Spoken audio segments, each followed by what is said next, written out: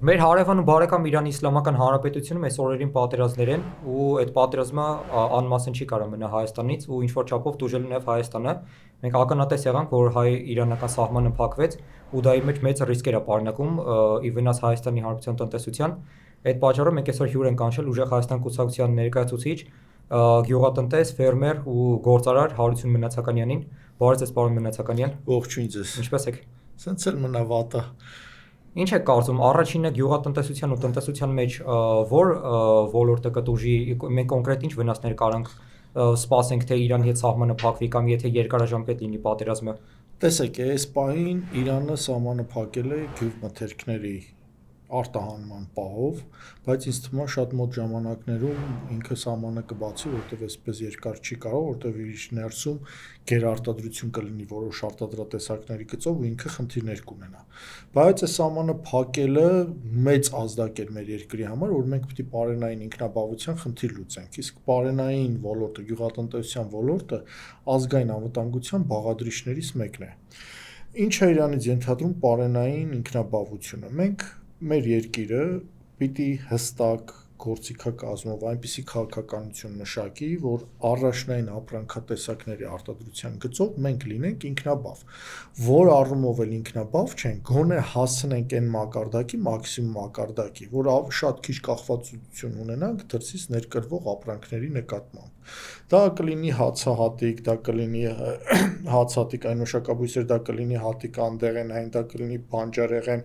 բոստանանային մշակաբույսեր, թե ջերմատնային մշակաբույսեր, այդ ամբողջը պիտի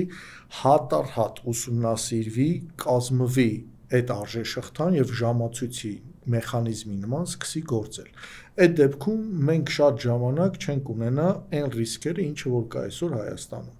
Իսկ կոնկրետ որ ապրանքներն են, որ մենք շատ ենք արտահանում, կամ կան ապրանքներ, որոնք մենք ամենաշատն ենք ներկրում Իրանից։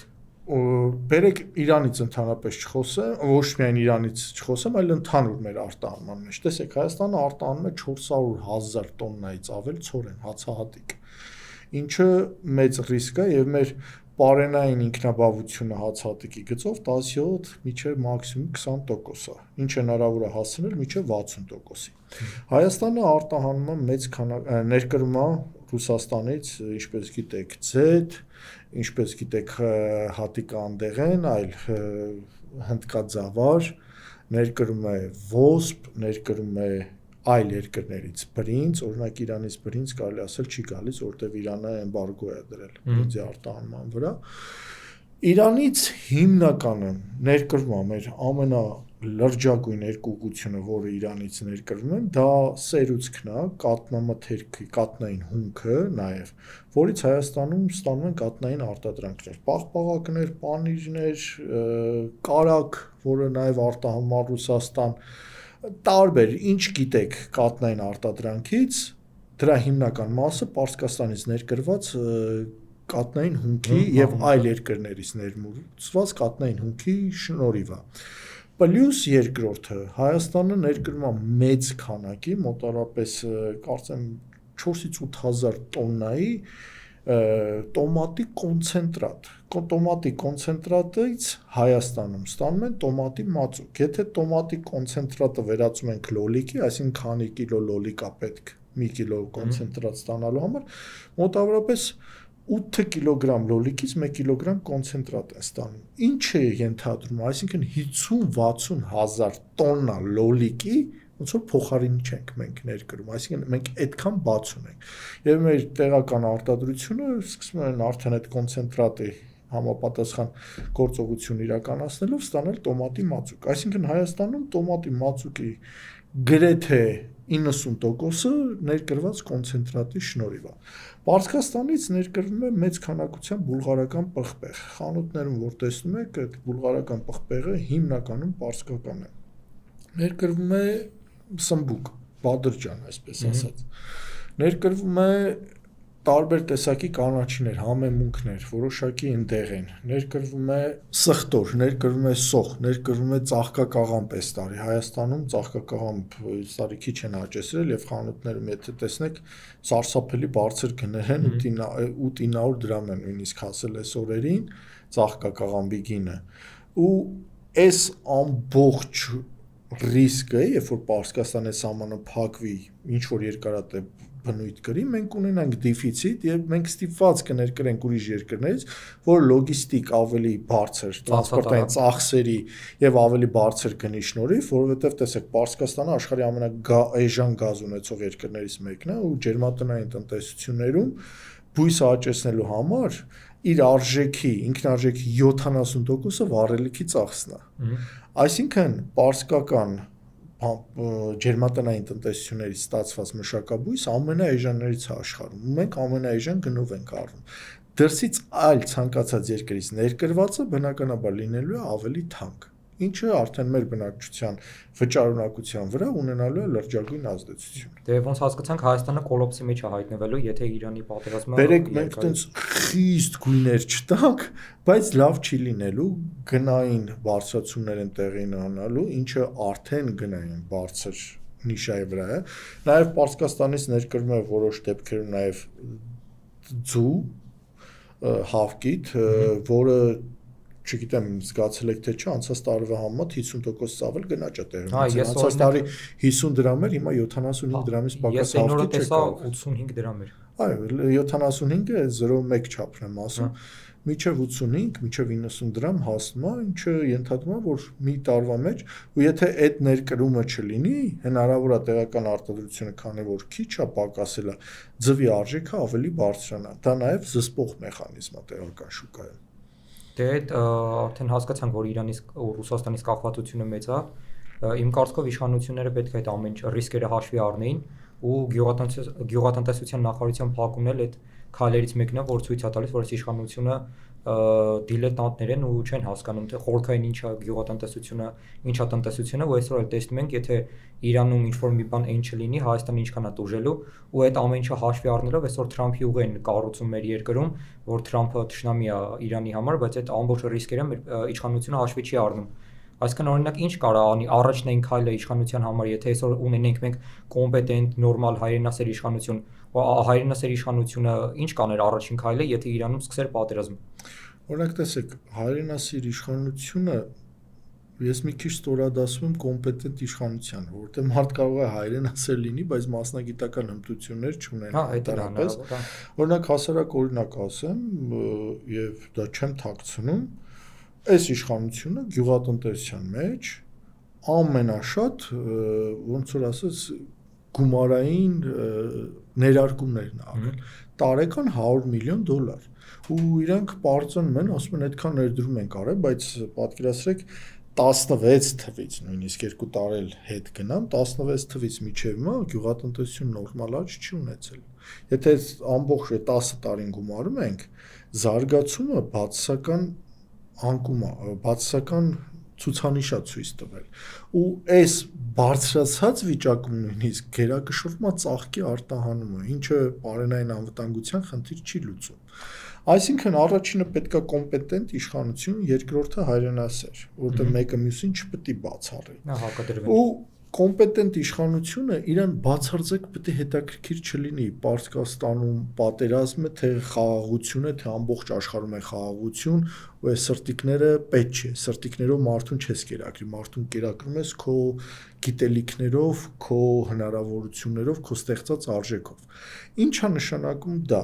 Ցանկացած երկիր, ցանկացած աշխարհում զարգացած երկիր իր համար գլխավոր խնդիրներից մեկը պարենային անվտանգությունն է։ Պարենային անվտանգությունը իր հերթին բազմաթիվ բաղադրիչներ ունի, որը սովորական քաղաքացու համար տեսանելի չի։ Ինչ է Իրանից բխում, օրինակ ես մի քանի օրինակներ ասեմ, ուղղակի կզարմանաք։ Առաջինը անվտանգության մեջ մտնում է այդ ինքնաբավության հարցի լուծումը։ Մեր երկիրը շատ ունիկալ երկիր է Հայաստանը, ինքը վերընթաց գոտեականության կլիմայական գոտում է գտնվում, որտեղ մերձ արևադարձային կլիմայից մինչև մերձ արկտիկական կլիմա կա։ Աշխարհում տենց շատ քիչ երկիր կա, կան հսկա երկիրը, բայց ամբողջ նույն կլիմայական գոտու մեջ է, հարթ մակերես է, ու իրանք ինչ որ բույս աճեցնելու իրանք այդքան մեծ հնարավորություն չունեն, իսկ մենք ունենք շատ մեծ հնարավորություններ, կիվից սկսած, Մեղրու շրջան, Բաքրատաշենի շրջան, մինչև մերձ արկտիկական կլիմայում ալպիական մարգագետիներ, որոնք անասնապահության համար հիանալի շրջաններ են։ Մեզ պետք է գյուղատնտեսությունը ընդհանրապես թվայնացնել։ Ոնց որ աշխարհում ամեն ինչը գնում է թվայնացման, մեր մոտ էլ գյուղատնտեսությունը պետք է թվայնացվի։ Այդ թվայնացումից հետո հստակ աղյուսակների միջոցով պետք է հասկանանք, որ տարածաշրջանում որ մշակաբույսն է ավելի արդյունավետ, ավելի մեծ եկամուտ քեզ ապահովում։ Երբ որ այդ խնդիրը արդեն դու լուծում ես, արդեն սկսում ես գործնական քայլեր, իսկ այդ գործնական քայլերը ինչ է ենթադրում։ Տվյալ տարբեր ռեգիոններում դու, երկրորդը ամենակարևոր գործոններից մեկը դու պետք է ֆերմերային տնտեսություններին օգնես անհրաժեշտ դեպքում նաև ստիպես, կախված ոնց է աշխատում, որ ֆերմերային տնտեսությունները կոնսոլիդացվեն։ Եթե չկոնսոլիդացվեցին, կոոպերացիա տեղի չունեցավ, դու ունենալու ես ոչ մրցունակ արտադրատեսակ։ Երբ որ ըստ տարածաշրջանի դու որոշում ես որտեղ ինչ պետք է աճեցվի, որ ոչ միայն քո ինքնաբավության հարցը լուծես, այլև մրցունակ ապրանք ունենաս միջազգային շուկայում, դու սկսում ես դրամավարկային, հարկաբյուջետային եւ տարբեր այլ քաղաքականությունների կիրառելով զարգացնել այդ մշակաբույսերի աճեցումը։ Դա էլի բավարար չի, որովհետև քո կլիմային բնորոշ, նաև քո կլիմային հարմարվող մշակաբույս է պետք։ Այսինքն դու դրսից որ այդ սորտը բերեցիր, դու նաև պետք է կլիմայը վարժեցնես, սելեկցիայի ենթարկես, պետք կլինի խաչասերես քո տեղականի հետ ու ստանաս այն ոսկե միջինը, այն օպտիմալ տարբերակը, որը առավելագույն օգուտը կբերի քեզ։ Այս խնդիրները լուծելուց հետո արդեն դու պետք է անցնես հաջորդ քայլերին։ Միջազգային շուկան ուսումնասիրել, կարող ասեմ զարմանակ, բայց գյուղատնտեսությունն էլ է մոդայի նման թրենդային։ Տարիներ կանենց ապրանքատեսակների պահանջարկը մեծանում ու շատ մեծ։ Ու սենց զարմանում ես, ինչպես եղավ, օրինակ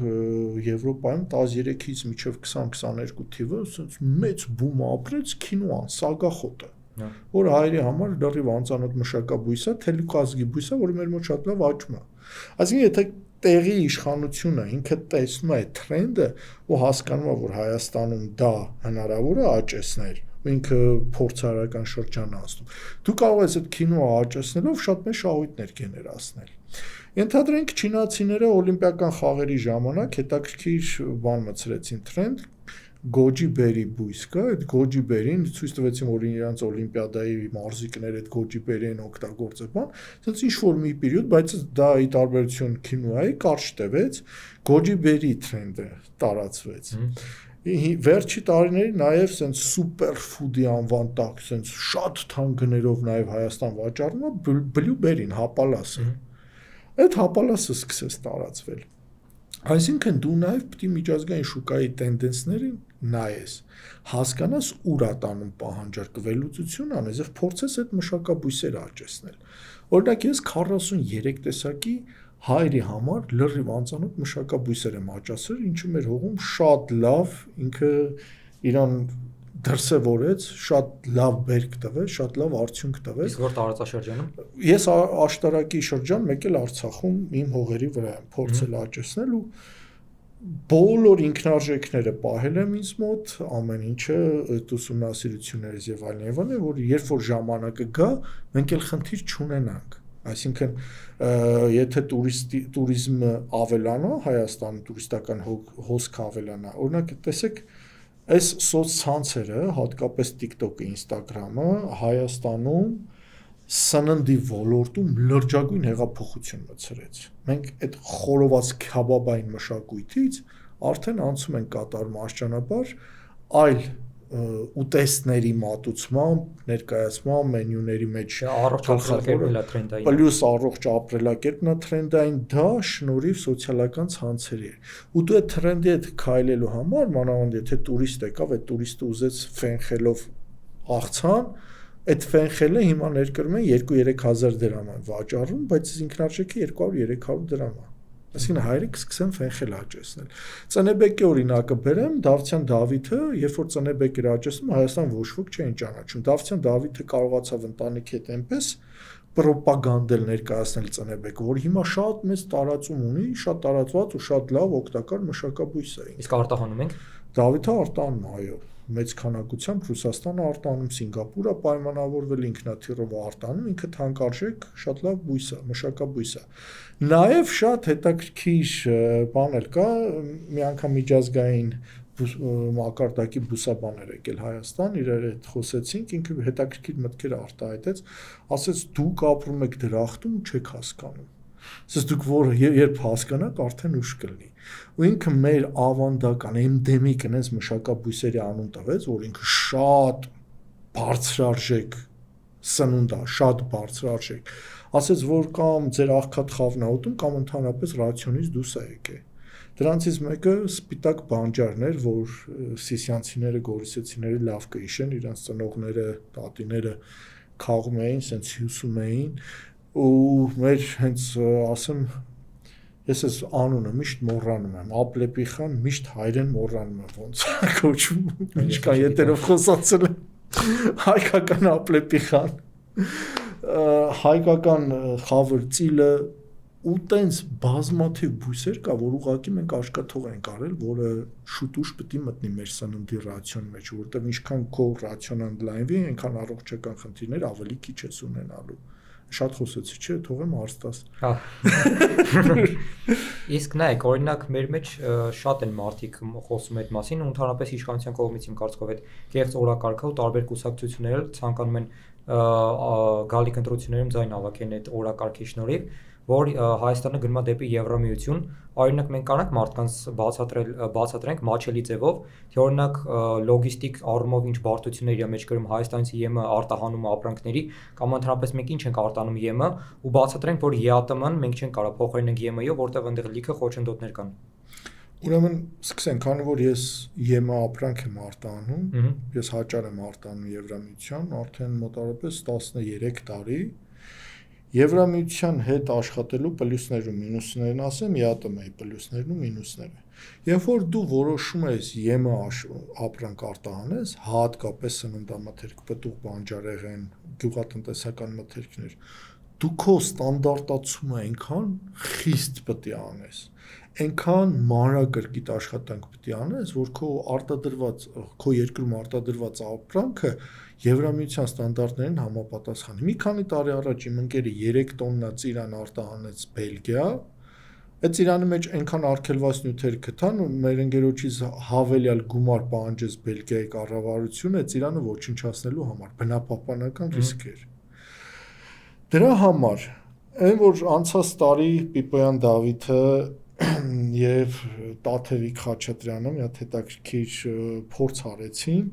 շուկայից ուղակի գնեցին պտուղ բանջարեղեն, տարան պետական լաբորատորիա, ՀԲԼՑԿ, տվեցին լաբորատորիա փորձաքննության ու բոլորի մեջ թույլատրելի նորմը գերազանցող արգելված նյութեր գտան, ծանր մետաղներ, պեստիցիդներ եւ այլն եւ այլն։ Սա ինչ է ենթադրում, սա ենթադրում է պետությունը տոտալ անտարբերության է մատնել այդ ոլորտը։ Դա ազգային անվտանգության խնդիր է։ Մենք որ ունենք այսքան օնկոլոգիական հիվանդներ, այսքան խնդիրներ, դրանից մեկը վատ սնունդի հետևանքն է։ Բազմաթիվ պատճառներից մեկը այդ հետևանքն է։ Ու մենք քասկեղով հիվանդների ցուցանիշով աշխարհում առաջատար երկրներից մեկն ենք։ Բնակչության հաշվով, այո, բնակ 100,000 մարդու հաշվով, երբ որ պետությունը դա չի վերահսկում կամ հասարակ բան ասեմ, հիվանդություններ կան, որ նախապես մենք զգացել ենք, դիմել ենք ՍԱՏՄ, խնդրել ենք, Facebook-յան գրառումներ ենք արել, հոխորտացել ենք, ասել ենք պետքա դուք մցնեք կարանտին, պետքա ինչ-որ բան անեք, այդ հիվանդությունը տարածվելու է, ոչինչ չի արվել, հետո մեկ էլ տեսնում ես ամբողջ շրջան խոզերը սատկեցին, ունենում ես խոզերի անկում, ունենում ես խոշոր եղջարավոր անասունների անկում, ունենում ես բույսերի այնպիսի հիվանդություններ, որը լրջագույն խնդիր առաջացնում քո երկրի ու դրանից սովորական գյուղացին է տուժում։ Ոչ միայն գյուղացին, բոլորն են տուժում։ Գյուղացին ֆինանսապես է տուժում, բա մնացածը։ Հասկանում եք, այս խնդիրները, երբ որ պետությունը այս գործիքակազմը չի օգտագործում, այս խնդրի մեջ չի մտնում, ու ինքը խոսում է Եվրամիության մասին, ախպերելը դու արի մի հատ Եվրամիության ստանդարտներին համապատասխանեցրու նոր խոսա։ մի հատ համապատասխանեցրու քո լաբորատորիաներ, այնպիսի լաբորատորիաներ ունեցի, գոնե որ ծիրանը մարդ խաղի ուզենա արտանի, մի հատ այդ լաբորատորիան ճշգրիտ կոնկրետ ցուցիչները տա, դու հասկանաս, որ այդ ծիրանը հասնի, մի հատ էլ դու բնապահպանական գումար չես մուծելու այդ ծիրանը ոչնչացնելու համար Եվրոպայում։ Ու մնացած բոլոր ապրանքան սննդամթերքի մասին է խոսքը։ Երկրորդ ԵԱՏՄ եւ Եմեն։ Եմեն շատ լավ շուկա է, բայց Եմեն այնքան սպეციფიկ շուկա է, դու պետք է շատ չարչարվես, որ կարողանաս մտնել, երբ որ մտար, օքեյ, շատ լավ է։ ԵԱՏՄ-ի ռիսկերը ավելի քիչ են։ ԵԱՏՄ-ի շուկան, հատկապես ռուսական շուկան, տենց բարձր ստանդարտներ չկա, դու ինչ արտադրես, կարողանում ես այնտեղ իրացնես։ Դու մեծ քանակներ ես կարողանում իրացնել։ Իսկ օրինակ ԵԱՏՄ-ը այդ նույն ծիրանները չեն ստուգում։ Այն ձևով չի ստուգում, ինչ որ Եվրոպայում։ Շատ ժամանակ աչք եմ փակում, որովհետև շարունակեմ, աչք եմ փակում։ Պլյուս սպիրտային խմիչքները Եվրամիությունում դու սպիրտային խմիչքներով ուղղակի չես կարող մրցակցել։ Այնտեղ այն կարգի ուժեղ մրցակցությունը Իսպանիայում տեղեր կան ջուրը գինուց թանկ է։ Լուրջ եմ ասում։ Ջուրը ավելի թանկ է, քան գինին։ Պլյուս դրան, երբ որ այս կոնյակի գործոնը հանեցին եւ ստիպեցին, որ մենք կոնյակը հանենք, շամպայնը հանենք, ու մենք ոչինչ չկարողացանք անել ու պիտի իրենց պահանջներին համապատասխան շարժվենք, ու մեր արդեն բրենդի դառած խմիչքը փրփրուն գինի դառած շամպայնը դու որ հանես Եվրամիություն, ոչ ոք չել առնելու։ Ցածրորակ են, չէ՞։ Ոչ թե ցածրորակ են, մրցունակ չեն, իրենք սովոր չեն այդ խմիչքին։ Վրաստանը լուրջ քաղաքականություն իրականացրեց, շատ լուրջ, շատ ճիշտ ու երկարատև, հիմա 270 միլիոն եվրոյի արտահանում ունի աշխարհում մեկ։ Բայց միևնույնն է Ռուսաստանում շատ մեծ մասնաբաժին ունի։ Մեր ամբողջ արտադրված սպիրտային խմիչքները, ել չասեմ են ցածրորակ կոնյակները, բացառապես Ռուսաստանում կարող է սպառվի, ուրիշ երկրում չի։ Բայց ոնց է, որ մենք առաջ հպարտանում ենք մեր կոնյակով, մեր թիվ 1 տենց մեր թիվ 1 կոնյակը բրենդերից մեկը Արարատն է, Արարատը ծախում է, բայց Արարատից բացի բազմաթիվ կոնյակի գործարաններ ունեն, որոնք Ռուսաստան հանում են այս սեգմենտի շուկայում, ու այդ շուկայում դա է ծախվում։ Ու Արարատ կոնյակը դա մենակ այն սովետի ժամանակ էր, կոպիտ ասած, որ պատ էր ծակում։ Հիմա ռուսը այնքան բանատես է, ռուսին դու Հենեսի X-ով ու Հենեսի Պարադիզով չես կարող զարմացնել, հասկանում եք։ Լուի 13-ով հնարավոր է, ընդհանրենք Ռեմի Մարտին Լուի 13-րդ լինի կամ Կուրվազիե Լեսպրիտ լինի, կարող է։ Իսկ դրանց գները մոտավորապես մի քանի հազար դոլար է, մի շիշը։ Նույնը ֆրանսիական այնպիսի շատոներ ունեն ռուսները, նենց խմիչքներ են օգտագործում հիմի այդ ռուսների ունևոր մասան։ Միջին մասան էլ աշխատում է ուրիշ խմիչք։ Ու մեր միակ այս հարթակը, որ մնացել է, Արարատի կոնյակը, որ շատ թե քիչ նորմալ վաճառվում է Ռուսաստանում, ու այն էժան սեգմենտի կոնյակները։ Ու մենք եթե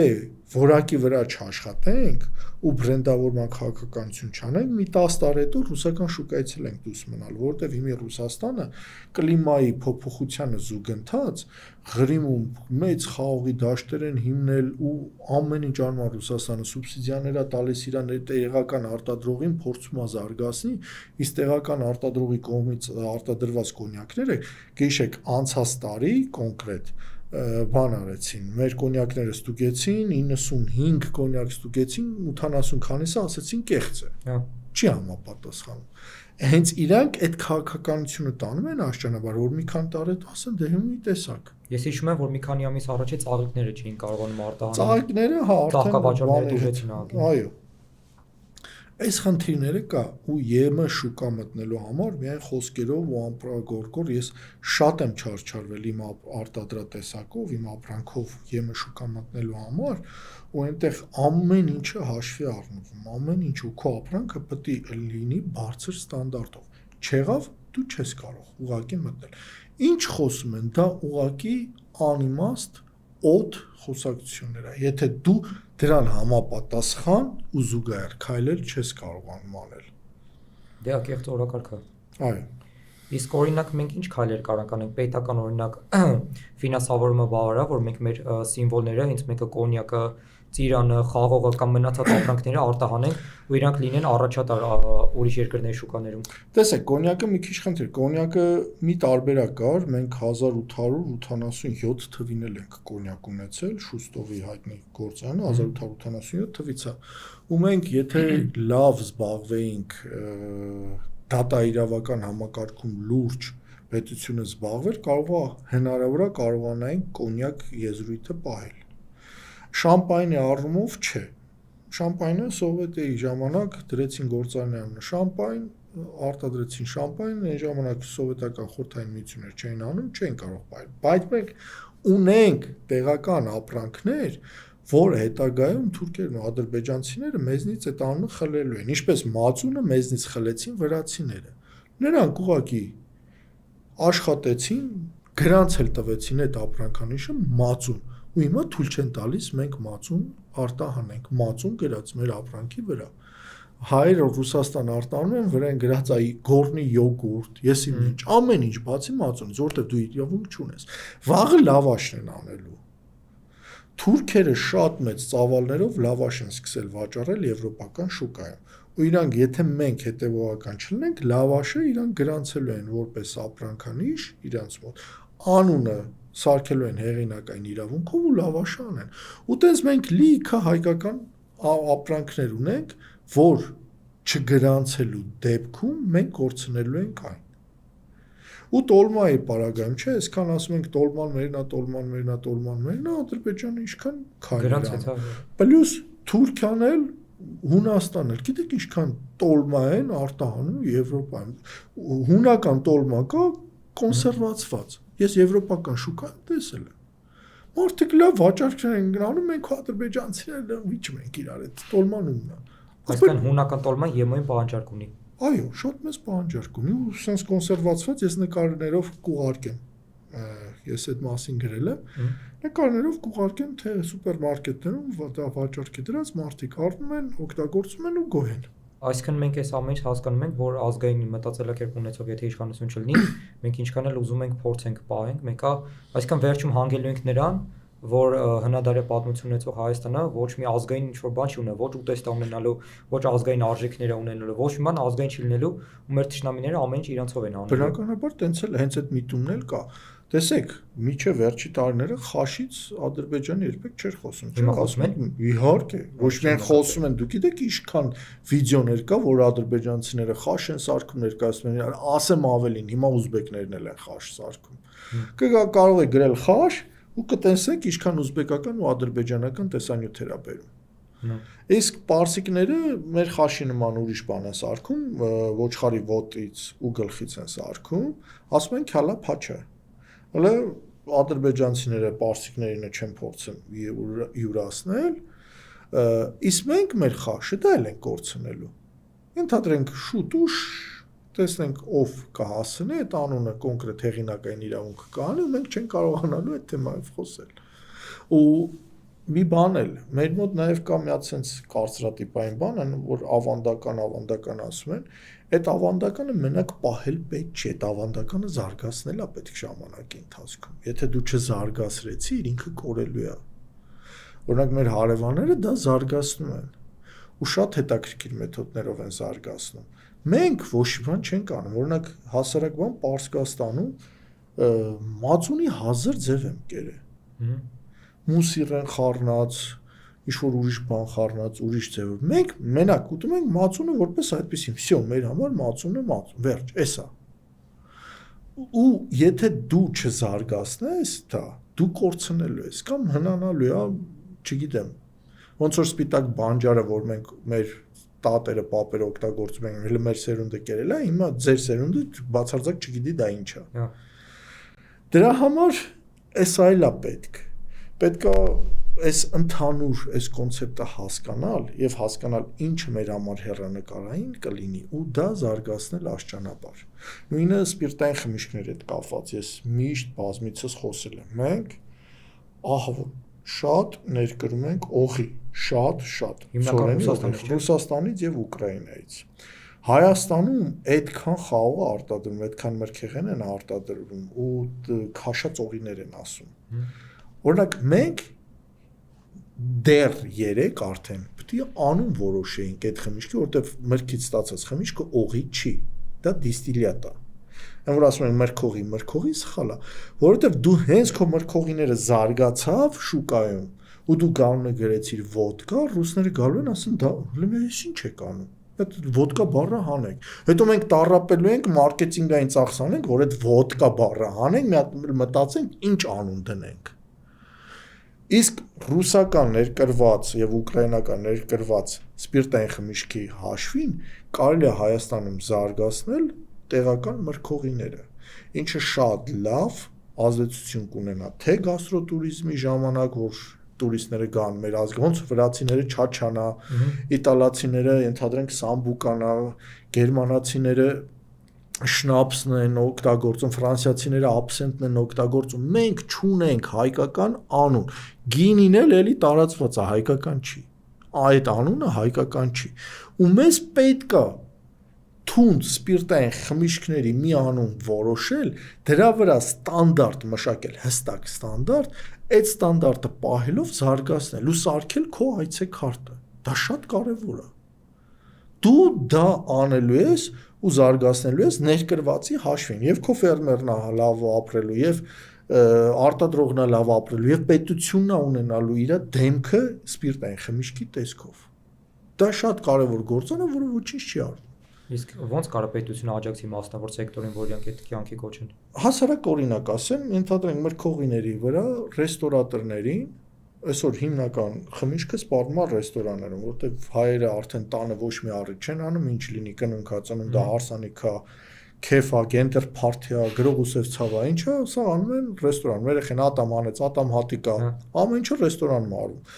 Ռեստորատորներին տան որոշակի բոնուսներ, սուբսիդիաներ հայկական խմիչքը վաճառելու համար։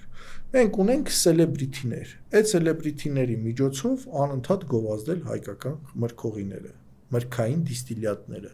ու դրանով շատ հեշտ է զարգացնել այդ խմիչքը։ Եվ մի քանի տարի հետո կհասկանանք, որ դրսից ներմուծված անհասկանալի ցորենի օղին, ասենց աշճանաբար իր տեղը զիջում է հայկականին, հայկականում այդ սպիրտային խմիչքների սեգմենտը, օրինակ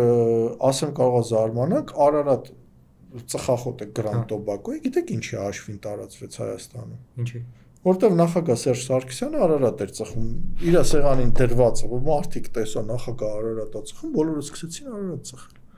Ու շատ մեծ տարածում գտա։ Դա պատմություն կա, որ Չերչիլն էլ Վան կոնյակա, չէ։ Այդ պատմությունները լեգենդներ անցնենք են հնարավոր է այդպես բան եղածել, բայց Չերչիլը վաղուց չկա բան։ Վասպուրականն էլ նորից սկսել են արտադրել, բայց դե այն առաջվա փառքը ու բանը չունի։ Իսկ այդ օրինակ լավ, օղին արտադրեցինք մենք այդ ներքին սեգմենտի համար, բա ոնց կարանք մենք այդ տարին ընթացքում արտահանենք, որ արտաքին շուկայում Նաև այդ օղիդ կարաս արտահանես ռուսական շուկա, որպես պրեմիում սեգմենտի սպիրտային խմիչք, որտեղ էժան սեգմենտով մենք աղաշճանաբար դուրս ենք մղվելու, չենք կարողանալու։ Եվրոպական շուկա, նորից եմ կրկնում, ինքը շատ դժվար ու շատ բարդ երկարատև աշխատանք է ու գուցե նաև չստացվի, որտեղ բոլոր երկրները եւ Ավստրիա, եթե Ավստրիա կոնկրետ գնում ես մայրաքաղաքից Վիեննայից դուրս ես գալի մարզերը ռեստորաններում այնքան էժան ու շատ լավ որակի գինիներ են քեզ մատուցում այնքան ու որ դու խմում ես տեսնում ես ինչքան որակով են, ինչքան լավն են ու հասկանաս դու Ավստրիայում հայկական գինի չես կարող վաճառել։ Այդ խմիչքները չգիտեմ ինչա պետք, ինչ հնարավորություններ է պետք, որովհետև շուկան այնքան հագեցած այնտեղ սպիրտային խմիչքների ուղղակի անհնար է։ Այսինքն ոչ թե անհնար, այլ դժվար հնարավորություններ կա։ Այնտեղ սկզբի համար պիտի հայ համայնքի վրա աշխատել, տուրիստների վրա աշխատել, ովքեր եկել են Հայաստանում զբոսաշրջիկները խմել են, հավանել են, որ ենթադրեն գնան իրանց երկիր, Իտալիայում վիտրինայի վրա տեսնեն, գուցե նոստալգիայից ելնելով փորձեն, հա, խմել։ Բայց ներկա պահին ես չեմ տեսնում այդ հնարավորությունը, էլի շատ քիչ է ու շատ դժվար։ Ու հետ գանք գյուղատնտեսությանը, օրինակ ոնց է էլի լինում, իմ մոտ այդ չեմ հասկանում ես այդքան էլ, որ ապրանքներ կա, որ մենք այստեղ Հայաստանում մենք այդ ունենք, օրինակ լոլիկը, վարունգը, այդ ամեն ինչը, բայց շուկաներում իր այդ սեզոնի ժամանակ իր գինը միշտ բարձր է լինում։ այդ ապրանքները եթե մենք չենք ներկրում, ինչի է ներքին սպառողի համար ներքին արտադրանքը տես թանկ։ Տեսեք, եթե ապրանքը քիչ է ապրանքատեսակը ու պահանջարկը մեծ է, եթե չներկրվի, սկսում է երբ որ արտադրողը տեսնում է իր ապրանքի պահանջարկը մեծ է, անընդհատ ինքը սկսում է գին բարձրացնել, անընդհատ,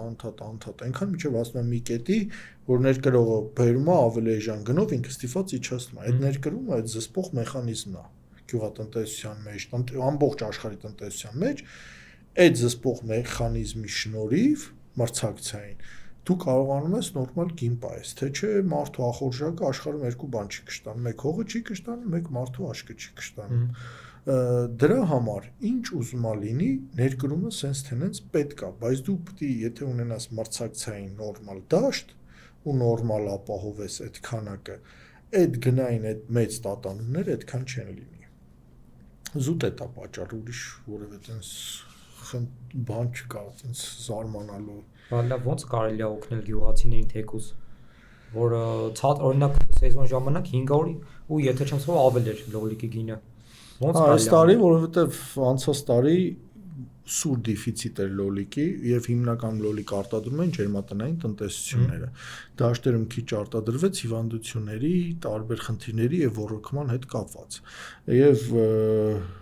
լոլիկի ցեցներ տարածվել եւ անցած տարի շատ շոկ արեց տարին, շատ գեիշեք օգոստոսին աննորմալ շոկ էր, ինչը չկարողացավ բերել նրան, որ դաշտի պամիդորը կարողանար մեծաքանակ բերք ապահովել եւ մտնել շուկա։ Ինչը հանգեցրեց շուկայում նման բարձր գնի 300-ից 500 դրամի, դուք ճիշտ եք նկատել։ Ու դա էլ է պետական գործառույթ, որ ոռոգման խնդիրը լուծի, որ այդ ընդհանրենք հիվանդությունները տարածում պետական մակարդակով այդ հիվանդությունների դեմ պայքար մղեն, ժամանակին նույնիսկ ինքնաթիռով սրսկումներ են արել, եթե հավաք սերնդին հարցնեք։ Այո, ինքնաթիռով ինչ որ տարածք, մեծ տարածք, սրսկումներ են արել դաշտերի։ Վերջի տարիներին մի անգամ անտառները մեր Արայլիա կողմ ինչ որ հիվանդություններ ցեցեր չեմ հիշում ինչ էր, որ այնը ինքնաթիռով սրսկում արել ու դրանից առաջ ու հետո շատ քիչ եմ նման դեպքեր հիշում էլի։ Դա հենց պետական կազմակերպված համակարգված գործառույթ է Իրանից ենթադրում։ Այո, օրինակ ձեր կուսակցությունը հայտարարում է, որ գյուղատնտեսության նախարարությունը վերականգնելու է, առաջնային քայլերը որը կլինի այդ ոլորտում։ Օրինակ մեր կուսակցությունը հայտարարել է եւ մենք ունենք հստակ ռազմավարություն գյուղատնտեսության զարգացման։ Ամենաառաջինը ոռոգման համակարգը պետք է բարելավի։ Ամենաառաջինը դրանից կարևոր ճյուղ կարելի ասել գյուղատնտեսության մեջ չկա։ Ոռոգման համակարգը բարելավելուց հետո մենք այսօր ունենք 5-7 մինչև միլիարդ խորանարդ մետր ջուր մակերեսային կուտակման, դրա 70%-ը միջով կորուստ է։ Այդ ոռոգման ցանցը ամբողջությամբ վերականգնելու, ջրամբարներ կառուցելու հետ զուգընթաց դու սկսում ես զարգացնել գյուղատնտեսությունը։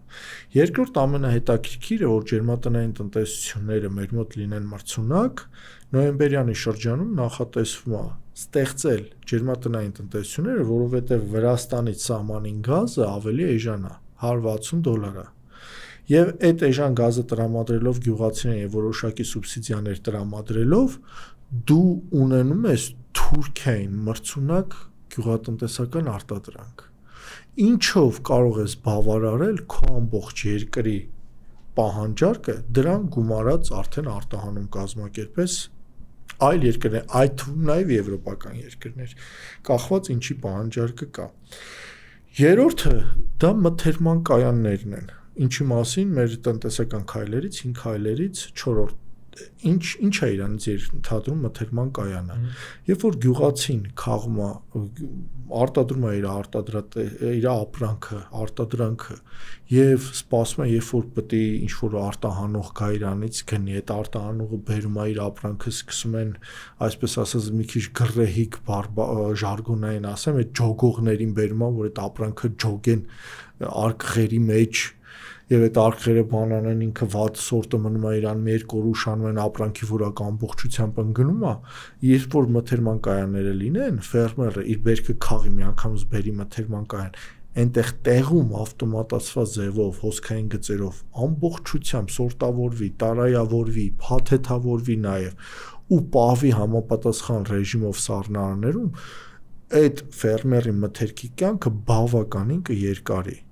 Դրան գումարած արդեն ինքը կունենա ժամանակ ընտրի ումա վաճառում իր մթերքը արդեն պահպանված լավ վիճակում, որակապես ավելի բարձր գնային պայմաններում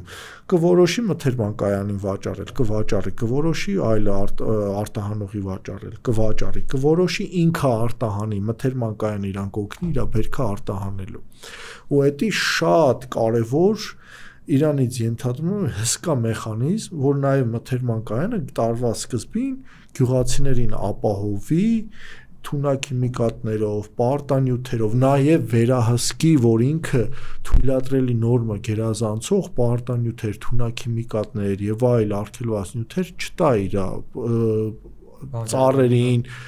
բույսերին, որ այդ ամբողջ արգելված նյութերը չհանցնեն պտղի մեջ։ Ու դրա շնորհիվ բոլորին ձեռնտու տարբերակ է դառնում, թե ֆերմերին, թե մթերող կազմակերպությանը, թե արտահանողին, թե պետությանը։ Պլյուս վերջապես այդ մթերմանկայանները երբ որ եղան եւ եղավ պատուհան մաքսազերծման, մաքսային գործարքների պատուհան եղավ եւ լաբորատորիա, էլ այդ բեռնատարները չեն մտնելու խցանման մեջ, գան մի ժամ խցանումների մեջ կանգնեն, մտնեն ենթադրենք ինչ-որ ուրբան կամ ապավեն կենտրոններ, այդտեղ փաստաթղթավորեն, մաքսազերծեն եւ նոր արտահանեն։ Արդեն այդ մթերմանկայանի մոտ մարզերում կանեն մեքենան չի մտնի Երևան քաղաք, միանգամից դուրս կգա ու դա բոլորի աշխատանքը կհեշտացնի։ Այդ ամեն ինչը շատ լավ է, բայց մեր պետությունը ինչքան ռեսուրսներ ունի դրա համար։ Բայց պետության ռեսուրսը այդտեղ շատ քիչ է, պետությունը ուղղակի պիտի աջակցի մարդիկ այդ մթերմանկայանը սարքեն, հենց այդ մթերմանկայանը սարքեցին ինքը այնքան օգուտ է բերելու, այնքան մեծ շահույթներ է գեներացնելու եւ գյուղացու համար, եւ հենց մթերմանկայանը ստեղծող աշխատացնողի համար, եւ այնքան հարկերամուծելու, որ բոլորի համար ձեռնտու է լինելու։ Դա պետության որպես ծախսային մաս չի, դա պետության եկամուտ բերող մաս է։ Դիտարկում որպես Իհարկե։ Իսկ օրինակ այդ ոնց է ամեն շրջան, օրինակ Շիրակի մարզում մի քանի կայան, հա, մթերման։ Տեսեք, մենք մարզեր ունենք շատ զարգացած է գյուղատնտեսություն, շատ գյուղատնտեսական արտադրանք կա, մարզեր կան բավականին հետ են։ Այն ամենասկզբում, որ ասում էի հողերի թվայնացում, գյուղատնտեսության թվայնացում, երբ որ հասնենք այդ թվայնացման այն մակարդակի, ինչը ով ուզում է լինի իշխանության, երբ ուզում է լինի, քանի տարի անցնի, եթե դա չանես, դու գյուղատնտեսություն չես կարող զարգացնել, այդ միայն մեր համար չենք ասում։ Այդ ապագայի համար ենք ասում, մեր ասածը ապագայի տեսլականն է։ Դա միայն մեր համար չի, մեր ասելիքը չի, առանց դրա չկա զարգացում, առանց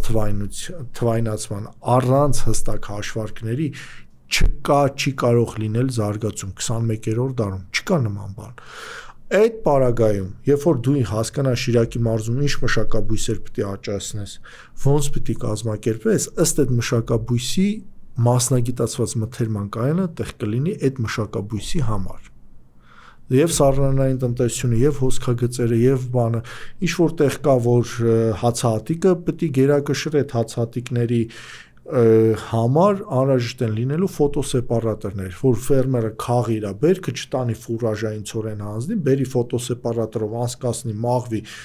առաջի կարգի ցորենը մեջից առանձնացնի, դա կվաճառի ալյուրի տակ, ավելի բարձր գնով, այն ֆուրաժը ավելի էժան գնով, ոչ թե ամբողջը ֆուրաժի տակ ու վաճառի ավելի էժան գնով։ Հենց այս մանրուքներն ու այս խնդիրներն է, որ պիտի լուծի։ Մեր տեսլականը հենց սա է։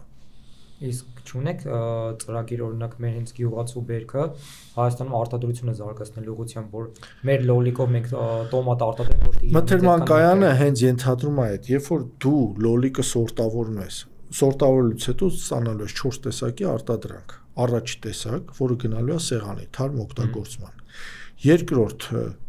Երկրորդ սորտ, որը Հնարավոր է նաև սեղանի, հնարավոր է նաև որոշակի ռեստորանային տնտեսություններ կամ պահածոյագործներ եւ այլն, որպես պահածոյի մեջ օգտագործեն։ Երրորդը ոչ ստանդարտն է։ Դա հենց տոմատի մածուկի եւ այլ արտադրատեսակների հյութեր ստանալու, սպիրտ ստանալու, մենակ լոլիկը չէ՞ էլի, ուրիշ հիմա որ լսողը կասի լոլիկից ինչ սպիրտ, միայն լոլիկը չէ, տարբեր արտադրատեսակներից նպատակահարմարության, չրերի արտադրության եւ չորրորդը խոտանն է, այդ խոտանից ենթադրենք կհասկանան պարտանյութ են ստանում, թե դրանից սպիրտա դուրս գալու, թե ինչ արտադրատեսակ։ Այսինքն մենք ունենում ենք առանց խոտան արտադրություն, իսկ այսօր Հայաստանում խոտանը գյուղատնտեսության մեջ մինչև 30-35% է հասնում։ Ինքը շատ բարձր եւ անթույլատրելի թիվ է։ Հայաստանում արտադրվում է 1.8 միլիոն տոննա գյուղատնտեսական արտադրանք։ Այդտեղից լավ հարնենք 10-20%-ը որ թափվում է։ Դուք հասկանում եք այդ ինչ մեծ թիվ է։ Ու դրա համար մթերման կայանը շատ անհրաժեշտ է ու պետք է այդ մշակույթը զարգանա Հայաստանում։ Ու այսպես բազմաթիվ այլ կետեր կան, բազմաթիվ թեմաներ կան, որ գյուղատնտեսությունը պարտադիր պետք է Հայաստանում զարգացնել ու հասնել մի մակարդակի, որ դու ունենաս ինքնաբավ բազմազան, ամենակարևորը մեր կլիման թույլ է տալիս ունենալ բազմազան հետաքրքիր համեղ սննդամթերք, ինչը եւ ագրոտուրիզմի եւ գաստրոտուրիզմի համար լուրջ հենք կարա հանդիսանա։ Դե ուսանք, որ հունիսի 7-ից հետո ազգային իշխանություն կունենանք, դուք էլ որպես մասնագետ գյուղատնտեսությունը կվերականգնեք մեր երկրի։ Ես տենց հավակնություններ չունեմ, պաշտոնի եւ այլն, ինչով հնարավոր է կօգնեմ։ Դե շնորհակալություն, որ ես նկարեցիք հաճելի հետաքրքիր զրույցեր։ Ես էլ եմ շնորհակալ, ստեսություն ձեզ։ Ստեսություն։